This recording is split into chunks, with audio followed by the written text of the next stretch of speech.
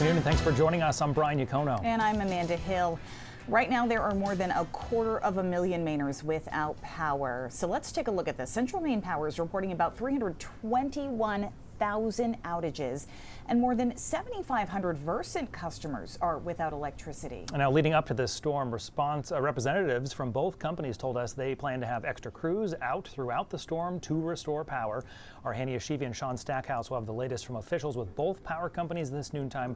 That's just ahead, though. First, though, let's check in with Todd Guttner, who joins us this noontime with what's happening right now. It is messy out there, Todd. It is, Brian. Amanda, good to see you both. Another destructive Maine storm, tons of power outages, a mess with lots of limbs and trees down across Maine and New Hampshire, too. And the storm is still wrapping up to our south. It's actually peaking right now as far as its strength goes. Once it gets into the Gulf of Maine later this afternoon and evening, it will start to weaken. And while we'll still see precipitation tonight, tomorrow, even Saturday, the accumulation will essentially be over. But we're still seeing quite a bit of heavy snow work in off of the water. Some heavier bands are working through the Lewis and Auburn area into the Oxford Hills.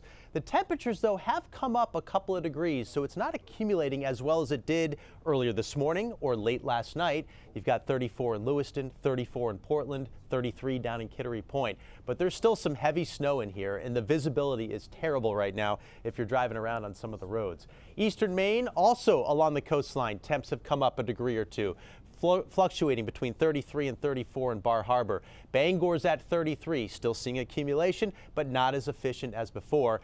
It is coming down at a good rate, though, through the Central Highlands, and will pick up several inches through the evening hours. The wind is the other factor here, and it's gusting over 40 miles per hour. We had some gusts over 50 earlier this morning. That complicated things, brought down some limbs along the coastline, heavy wet snow inland, cracked limbs that were hanging too, and that's why we have all these power outages out there.